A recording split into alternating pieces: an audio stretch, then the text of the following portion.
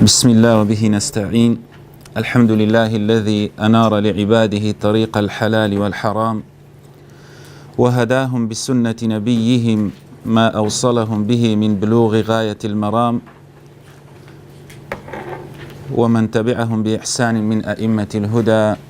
والأعلام. وأشهد أن لا إله إلا الله وحده لا شريك له شهادة أنجو بها من هول يوم الجامع، وأشهد أن محمدا عبده ورسوله المختص بالكلم الجوامع والألفاظ النيرة الدوافع واللوامع، وعلى آله وأصحابه الساطعة أنوارهم في أشرف المطالع.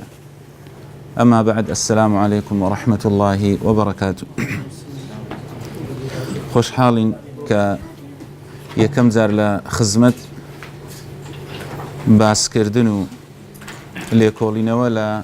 فەرمودەکان و سنەتی پێغەمبەری خوا عەلەیهی سەڵات وەسەلام دا لە خزمەت ئێوەدا بین. دووەمینیش خۆشحاڵین کە بتوانین خزمەتێک بە ئێوەی بەڕێز و خۆشەویست بگەێنین. ئەو پەرتوکەی کە ئێمە ئینشاءالله دەست بە ڕاوەکردن و شەرحکردنی دەکەین، بلوغ المەرام من ئەدلة الأحکام، کە دیارە دانەرەکەی یەکێک لە حافظ و متقینەکانە کە ئیبن حەجەری عەسقەلانیە ڕەزا و ڕەحمەتی خوای لەسەر بێ، کە 80 ساڵ ژیاوە پڕ لە خێر و بەرەکەت، لەبەر ئەوەی وەکو زانایان دەفەرمون باشترین شتێک کە ئینسان تەمەنی زێڕینی خۆی یاخود باشترین کاتێک کە ئینسان تەمەنی زێڕینی خۆی تێدا بەسەر ببا و بگوزەرێنی خزمەتکردنی شەریعەتی خوایە، و لە دوای قورئانیش باشترین شت دیارە سنەتی پێغەمبەری خوا عەلەیهی سەڵات وەسەلام، کە بەداخەوە ئێمە بە تایبەتی ئەم سەدەی ڕابردوو وەکو بە تایبەتیش وەکو کورد، یعنی بەڕاستی تووشی ئینزیلاقی عیلمی بووینە لەبارەی سونە، چکە ئێستا سەیر کە زۆربەی حوجرەکان یاخود زۆربەی مەعاهید و کۆلیژەکان وەکو گەورەی سونە گرنگیان نەداوە بە سونە، یعنی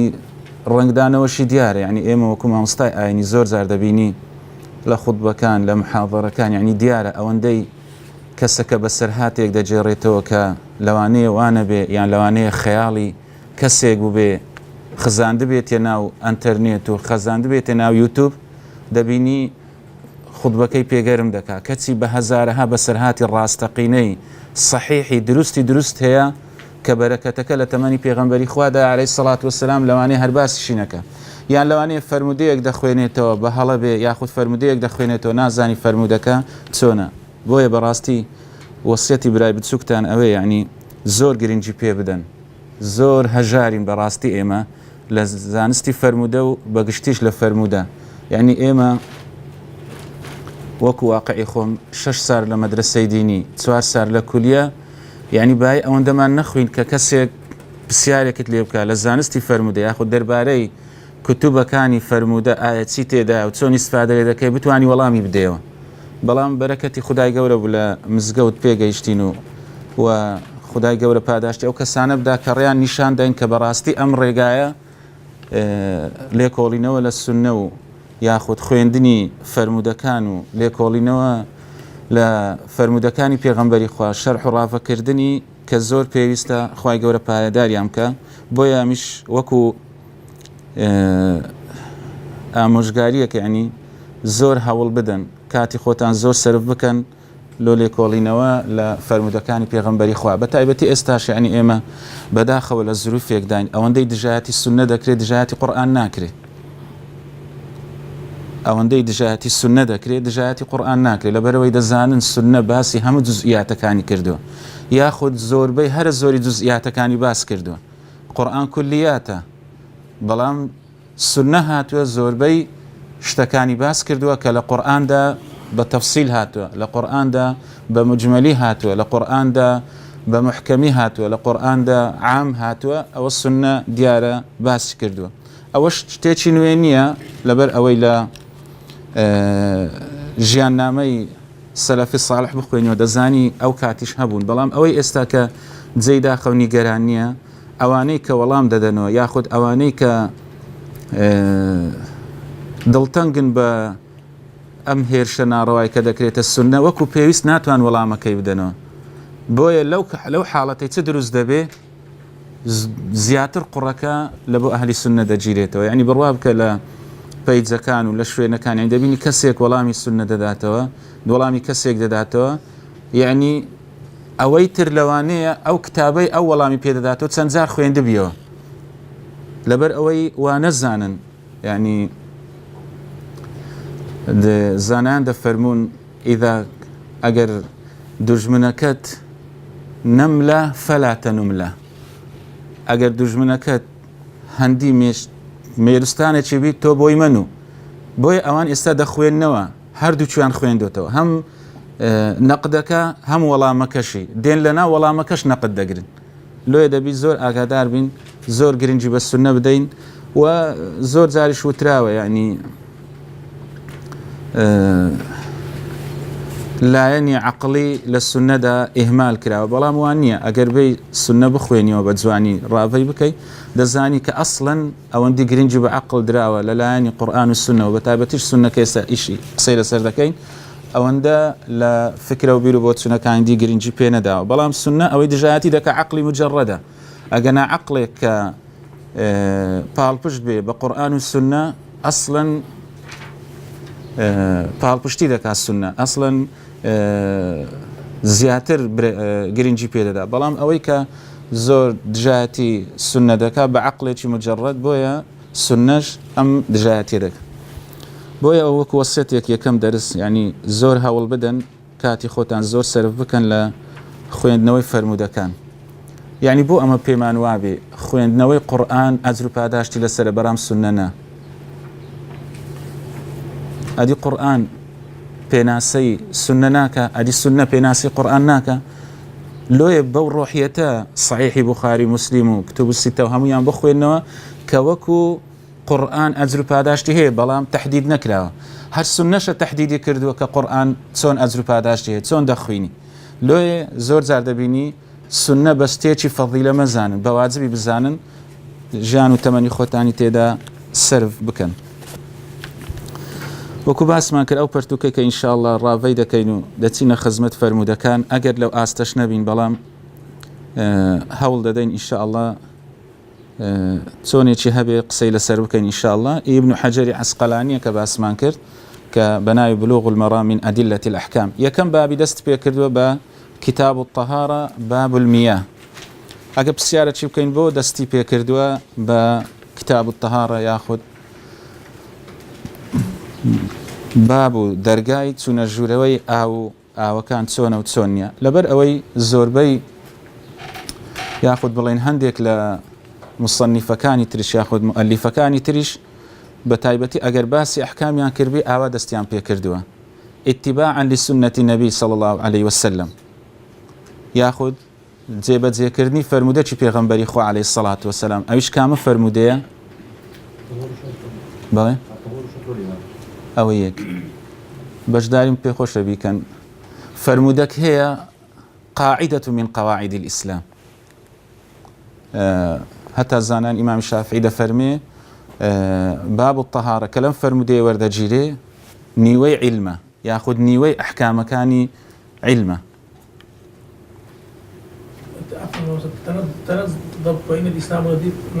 ئەو هەر حەدیث نییە، ئەوە مەوضوعە. بەڵێ حەدیثێکمان هەیە کە پێویستە هەموو لە بەرمانبی لە بوخاری مسلیم داهاتوە. عەبدوڵڵای کوڕی عومەر بەمان دەجێڕێتەوە ڕەزا و ڕەحمەتی خوا لەسەر دەفەرمێ بني الإسلام على 5 شهادة أن لا إله إلا الله وأن محمد رسول الله لدواء يكوس دس بيدكا وإقام الصلاة. لو يزور بي استعبروا سيري سنني ابن ماجه، سنني الترمذي، موطئ إمام مالك، هندي يشتر لواني عبد الغني مقدسي، ئەوانە بڕۆ سەیریان کە پەرتوکەکانی یەکەم جار بە چی دەستیان پێکودێ بە تەهارە یاخود بە نوێژ یاخود بە کاتی نوێژ. لەبەر ئەوەی اتباعا لە بۆ ئەو فەرمودەی پێغەمبەری خوا عەلەیهی سڵات وسەلام باسی لایەنی عەقیدەکە بۆ کەسی شارەزا و کەسی مختەسیان بەجێچێ، بەڵام لەو دوایە کەوسەر باسی ئیقامەت السەڵات دەستیان پێکردی. ئەوەی ئیبن حەجەریش شوێنکەوتووی ئەو زانایانەیە کە ئاوا یەکەم جار بە تەهارەی دەستی پێکردو. دیاریشە دائیمەن پاچی پێویستە لە بۆ نوێش و یەک لە پاچیەکانیش دەستنوێژە بۆیە هاتووە باسی ناوەڕۆکی ئەو ئالەتە و ئەو ئەداتەی کردووە کە دەستنوێژی پێدەشورێ بۆیە بە باب المیاه دەستی پێ کردووە. فرمودك دفرمي عن أبي هريرة رضي الله عنه قال رسول الله صلى الله عليه وسلم في البحر هو الطهور ماؤه والحل ميتته. أصلي أم فرموديا كزانان باسي كان سبب ورودي هي سبب ورودكي أويا ك بسياريا لبيغمبري خوا كردو عليه الصلاة والسلام ك آية أوان دتسن بو بحر. فرمودكش لأبي داود هات ورزا ورحمة خواه للسربي دفرمي مغيرة رزا ورحمة خواه للسربي جيل أبي هريرة فرموي سأل رجل رسول الله صلى الله عليه وسلم فقال يا رسول الله إنا نركب البحر ونحمل معنا القليل من الماء. إما ججدكين بكشتي يعني دتسين ناو دريا وكم يكلا أومان لقال خدا هێناوە فإن توضأنا به عطشنا دەفەرمێ ئەگەر دەستنوێژی پێ بشۆین تێنومان دەبی بەشی ئەوەی ناکە هەم لۆ دەستنوێژ بەکاربینین هەم لە بۆ خواردنەوەش بەکاربینین. ئەفەنەتەوەضأ بماء البحر ئەوەی کە ئەو کاتەش هەبووە تۆ لە ناو دەریادای دیارە تەنها ئاوی ڕووبارەکان هەیە. فقال رسول الله صلى الله عليه وسلم هو الطهور ماؤه والحل ميتته. فەرمووی بەڵێ دەتوانن بەکاری بێنن لەبەر ئەوەی ئاوەکەی پاکە کە پاچشە دەگونجێ ئینسان خۆی پێ پاک بکاتەوە والحل ميتته فەرمووی و مردارەوە بووەکەشی بە هەر چۆنێک بێ دروستە و خواردنەکەی دروستە. ئەوە یەکێک لە ئەتەکێتەکانی ئەم فەرمودەی ئەوەیە کەسێک پرسیارێکت لێ دەکا پرسیارەکە لەوانەیە ئەسڵ بی بەڵام فەرعێکی لەگەردایە دروستە بۆ ئەوەی زیاتر زانیاری پێ بدەیت. کەسێک بۆ نمونە پرسیارت لە کاتەکانی نوێژ لێ دەکە ئەتو دەتوانی حەدیثێکی بۆ باز بکەی یاخود قەولێکی زانایەکی بۆ باز بکەی لەسەر گەورەی نوێژ یاخود گەورەی کاتەکانی نوێژ. لەوانەیە پرسیارت لێ بکە دەربارەی ئایا نوێژی نیوەڕۆ 4 ڕکعاتە 3 ڕکعاتە تۆ دەتوانی باسی ئەو لۆ بکەی کە چەندە گرینگە ئەتوو لە کاتی خۆیدا نوێژ بکەی. ئەوە یەکێک لەو ئەتەکێتانەیە کە پێغەمبەری خوا لە چەندە فەرموودا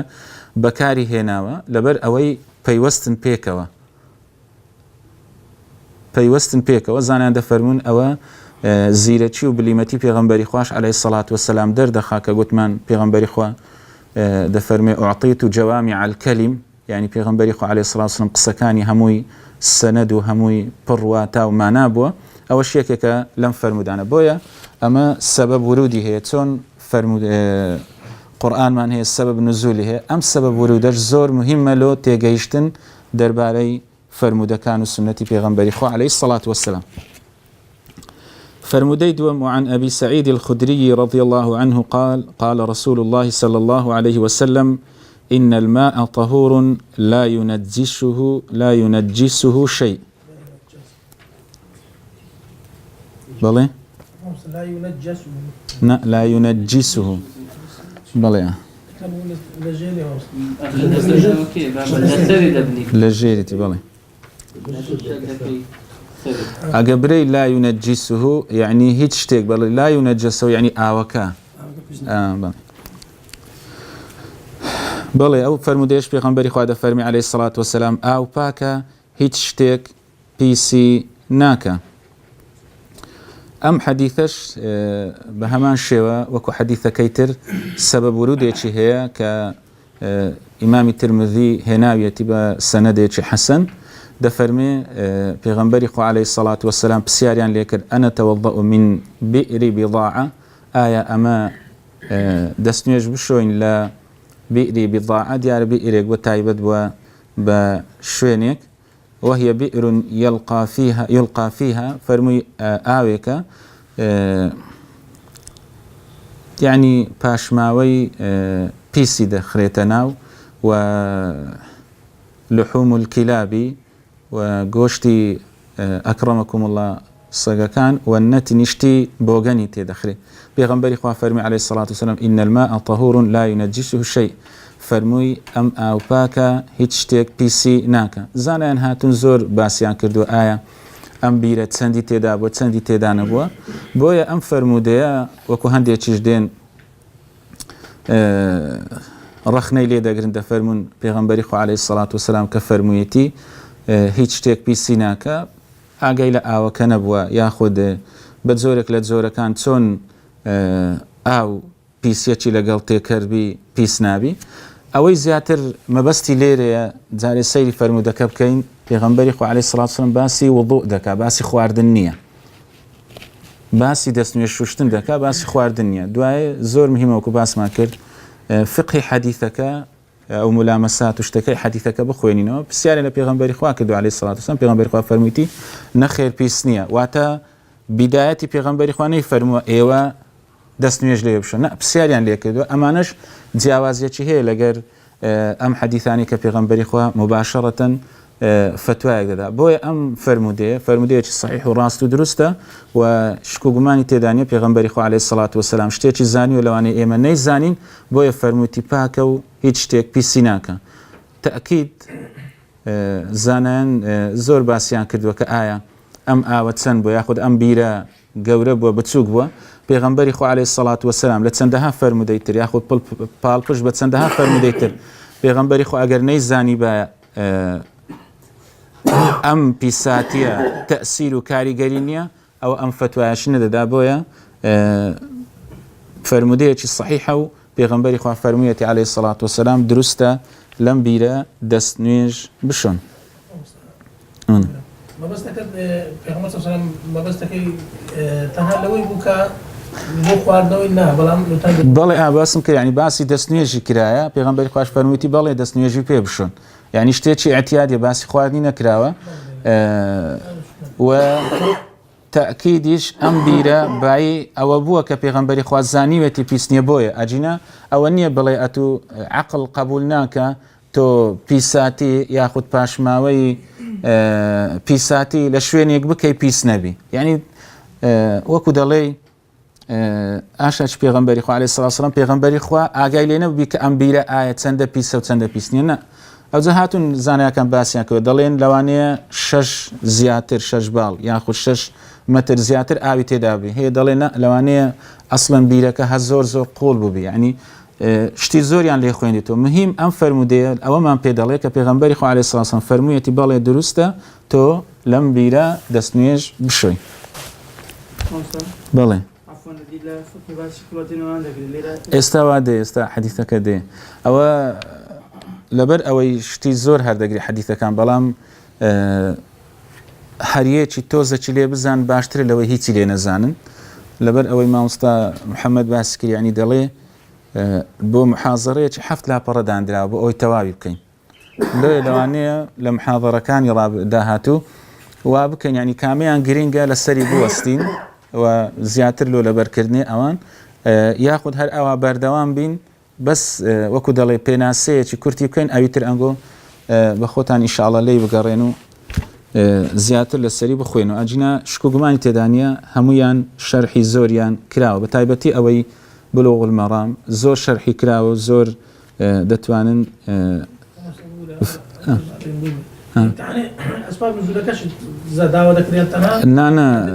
نانە بە مامۆستا محەممەدیشم گوتی تەنیا لەبەرکردنە ینی هەتا ئێستا ئەم دەتوان لەو دەستپێکردنی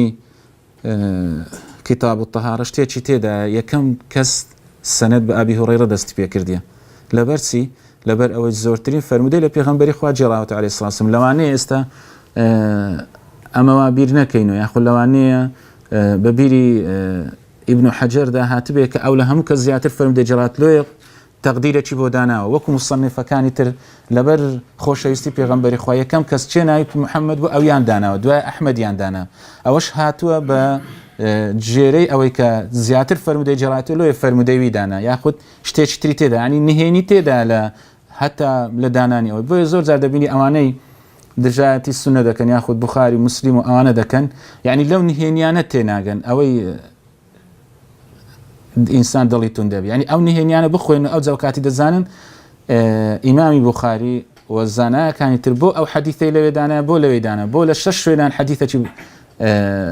دووبارە کردوتەوە ئەم تکرارە چی استیفادەی تێدا ئەوە منهەجە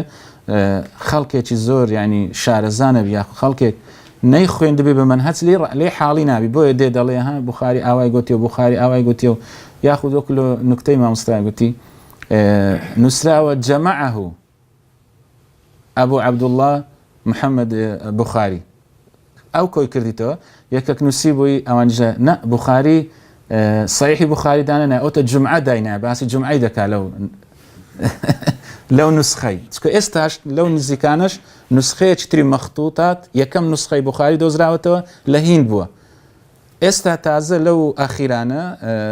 مامۆستایەک باسی کرد کە مختص لە بوخاری فەرمی تازە نسخەیەکی دەستی یەکێک لە تەڵەبەکانی و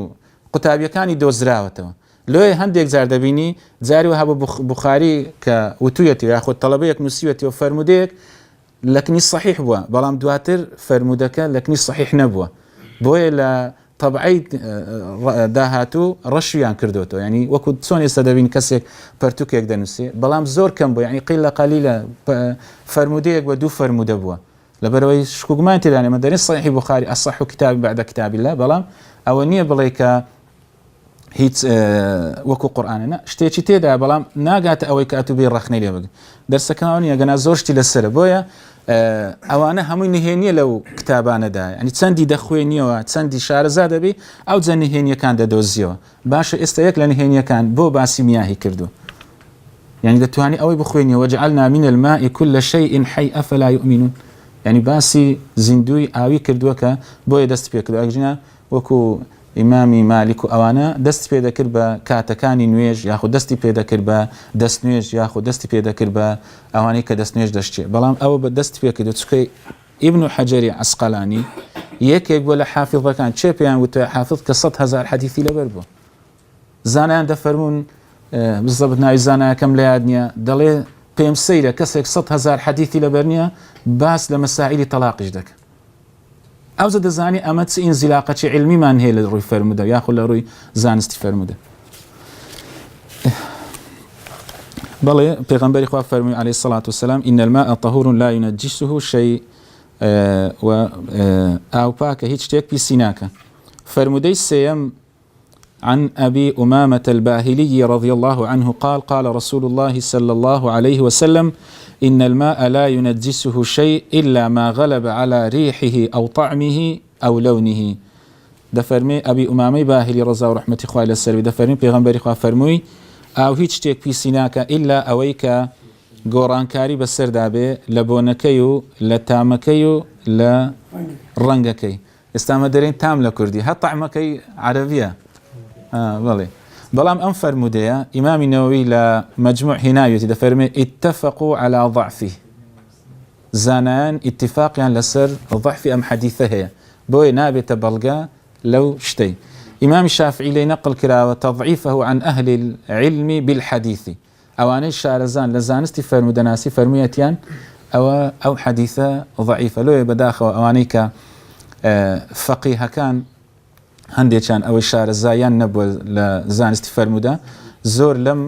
فەرمودەیە تووشی ئیشکالیەت بوون بڕۆ چەندین حکمیان لەسەر دامەزراندووە کە چی فەرمودەکەش نابێتەوە بەڵگە لەبەر ئەوەی ضعیفە ئیبن حەزم ئەسڵەن هەدەڵێ لە محەلایەکەی دەفەرمی ئەو حەدیثە ئەسڵەن هەر مەوضوعە ضعیفیش نییە دەرێ مەوضوعە داهێنراوە بە تایبەتی ئەو کۆتاییەکەی کە دەفەرمێ هەر ئاوێک تام و بۆن و ڕەنگەکەی بگۆڕێ ئەمما قسەی الماء طهور لا ينجسه شيء ئەمە صحیحە و لە ڕیوایەتی تری و هاتووە ئەلێرە ڕیواەتی ئەبی ئومامەی هێناوەتەوە بەڵام لەوێندا دەرێ ئەبی سەعیدی خودریش هێناویەتەوە بەڵام ئەمە زانستی فەرمودە خوێندووتان بەس بە کورتی من السنة كذا كنا نفعل على عهد رسول الله صلى الله عليه وسلم كذا ياخذ تابعيك دفر من السنة كذا أوانا زانيان دفرون بتايبتي كبار تابعين بتايبتي الصحابة كان وبتايبتيش وكدل فقيه كان دفرمين أمانة أجر حديثك موقوف به بلام له حكم المرفوع سندا موقوفا بلام حكما مرفوعا لۆ زانایان هاتوون هەندێک شتیان لە مەجموعەیەک فرموودە وەرگرتووە ئێستا یەکێک لەوانە ئەوەیە إمام الشافعي دفرمي ما قلت من أنه إذا تغير طعم الماء أو ريحه أو لونه كان نجسا دفرمي أوي قلتوتم ك هر آويك أمسي قوران كاري بسر دهات تامو بونو رنجي فرميتم نجسا يروى عن النبي صلى الله عليه وسلم من وجه لا يثبت أهل الحديث مثله دفرمي حديثك الصحيح نيا بلام وهو قول العامة لا أعلم بينهم خلافا يعني دلي وكو دلي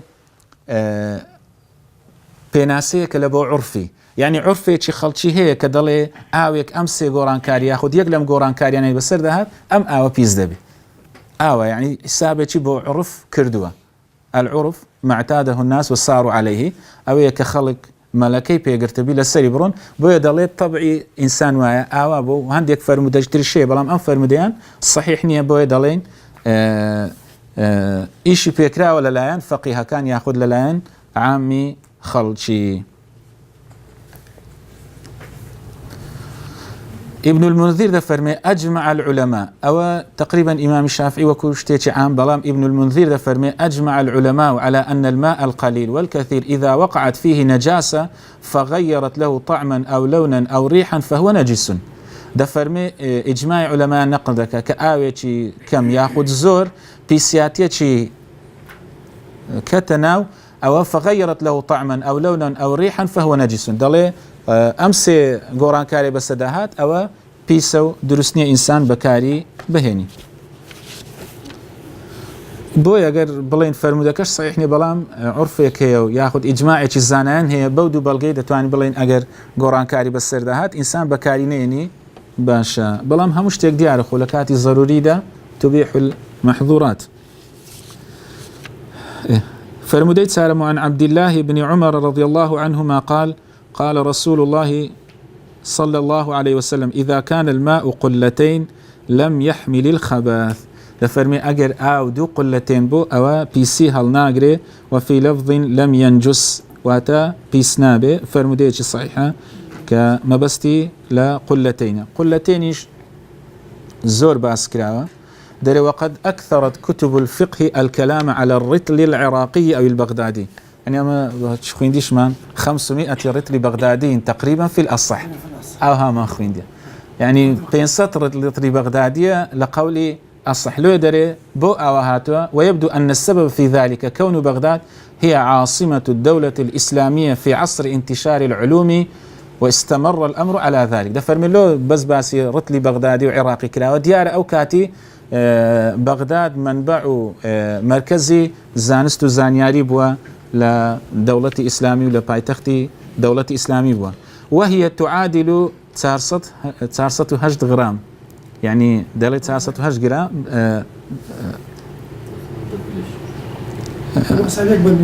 استا دلين هندك دلين 206 لتر هندك دلين 201 مهم تقريبا 200 لتر دقري اي نفتي هم زاري 200 ددن اجنا برميل بخوي 220 لتر دقري او 200 ددن 20 لتر كي دخون يعني بدا 15 برميل دخون هايش نما ان شاء الله يسمعني ضل او اواني درواب مقصود دروي الشاري منطقي كركم فردي اوانا كيلو يدتي بالي او الشاري دروا او كاري او نيزوي برميليان او تقول لك زورو كتي تاريخ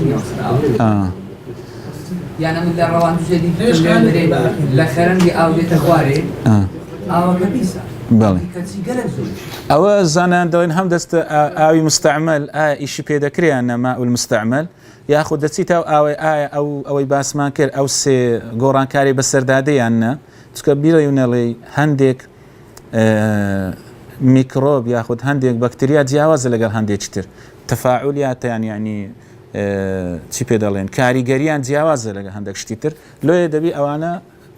دراسة بكري او زبرياري للسر بدري حتى دراسة نكري بلان في كل الاحوال اويك نظري سيركي اجا سيركي تامي غورابي رنجي غورابي بيسيكي بيو ديار بو بيس دبي باكني بلان دبو وكو دلي شيناتي وسوزو اوانا زانان دفرمون درسته بكاري بيني بلا مكو لبو انسانينا درسني 200 لتر تقريبا 200 لتر قلتين عايزين عنده قلة نا يعني دو كما يعني كما بزور أو نبي مستعار بەخۆی دەڵێ لەبەرچی پێگوترای قولە ینی کەمێکە زۆر نییە ینی ئێستا حەدیثەکمان هەیە ئیمامی شافعی دەفەرمی ئەو قولەتێنم قیاس کردوتە سەر قیلالی هەجر قیلالی هەجر چییە ینی دیارە تەشتێک یاخود شوێنێکی گەورە بووە گۆمە ئاوک ینی گۆمە ئاوک پێی دەگوتر ینی هەندی دوو گۆمە ئاوان بی ئاوە لەبەرەوەی زمانی خۆی وەکو دەڵێ زمانی پێغەمبەری عەلەیهی سەڵات وەسەلام وەکو ئێستا هەمووی لیترات و سانتیمەترات و ئەو جۆرەشتانە نەبووە بۆیە هاتوون زیاتر بەو جۆرەشتانە وەکو زمانی خۆشمان بە ڕبە و یاخود بە چیلۆ ئێستاش هەتا ئێستاش جیز هەر بە 1000 دەفرۆشێ نیە لەبەرەوەی کەیل و وەزن ئەوە نەبوو ئەوجۆ یەک لە ئیشکالێتەکانە لەوەی دروست بوو ئایا سبب و هۆکاری حەرامبوونی ڕیبا ئایا کەیلە یاخود وەزنە یاخود مەطعوماتە ئەو جۆرەشتانەیە لەبەر ئەوەی ئەو کاتی ئەوانە بووە کتابەکەیە ئەحمەد شاکریە